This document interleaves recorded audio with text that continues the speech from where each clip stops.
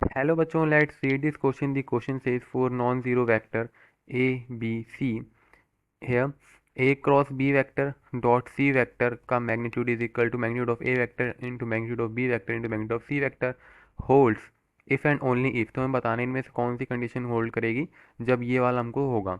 तो देखो अब यहाँ पे हमारा की कंसेप्ट क्या होने वाला है, इसको सिंप्लीफाई करने के लिए एक तो हमें ये पता होना चाहिए कि a डॉट b क्या होता है। ये होता है magnitude of a into magnitude of b into cos theta. भी थीटा होगा ए और बी के बीच का एंगल। अब ए क्रॉस बी वेक्टर क्या होता है, magnitude of A into magnitude of B into sine theta into n cap पर मीन परपेंडिकुलर वेक्टर। तो ये होता है। अब देखो अगर हमारे पास दो वेक्टर दे रखे हैं, ए इज परपेंडिकुलर टू बी आता है, तो इसका क्या मतलब है, इसको हम लिख सकते हैं A dot B is equal to zero. ये कंडीशन हो जाएगी।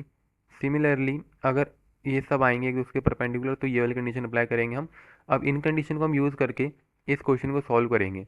तो देखो अभी क्वेश्चन में हमको क्या दे रखा है, ए क्रॉस बी डॉट सी।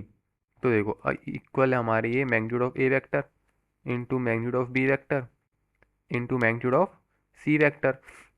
अब जब इसको सॉल्व करेंगे क्या होगा, ए क्रॉस बी को सॉल्व करते हैं पहले, magnitude of A vector into magnitude of B vector into sine theta into n cap, ये हो गया।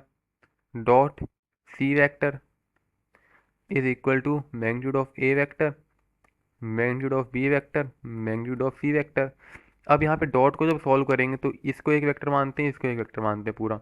तो क्या आएगा हमारा यहाँ पे magnitude of A into magnitude of B, इसका आएगा magnitude of C into sine theta into cos alpha, कोई दूसरा एंगल मान लेते हैं alpha, is equal to magnitude of A into magnitude of B into magnitude of C.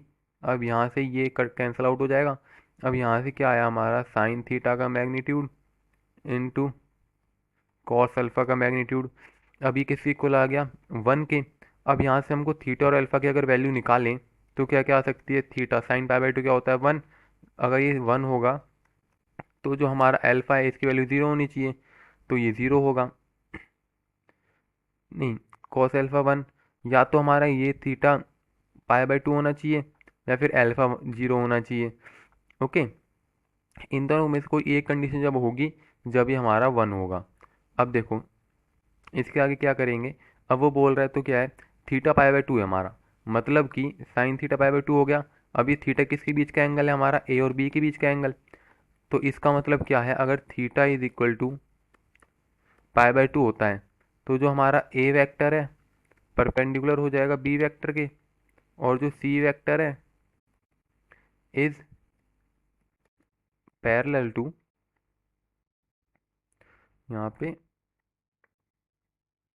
Parallel to A vector N N cap आ जाएगा, sorry N cap. एक तो ये आई। अब इसके बाद देखो, अब यहाँ पे ये है परपेंडिकुलर, तो हम यहाँ पे अगर अल्फ़ा भी परपेंडिकुलर, अल्फ़ा भी हमारा यहाँ पे ज़ीरो होता है, तो इसके लिए क्या कंडीशन होगी हमारी। तो देखो अल्फ़ा भी ज़ीरो होगा तो हमारा ए वेक्टर तो बी के परपेंडिकुलर आएगा, एंड जो सी वेक्टर है वो हमारा परपेंडिकुलर होगा ए एंड बी के। ठीक है, अब इससे क्या पता लग रहा है, जो हमारे ए comma B comma C vector हैं आर म्यूचुअली परपेंडिकुलर है, म्यूचुअली परपेंडिकुलर। इसका क्या मतलब है, ये तीनों आपस में परपेंडिकुलर, तो यहाँ से हम क्या लिख सकते हैं, A dot B is equal to B dot C is equal to C dot A, जो कि होगा हमारे ज़ीरो के इक्वल। सो देखो अब ऑप्शन देखते हैं कौन सा सही है इसके लिए। So option number D is the correct answer for this question. I hope you understood well, best of luck.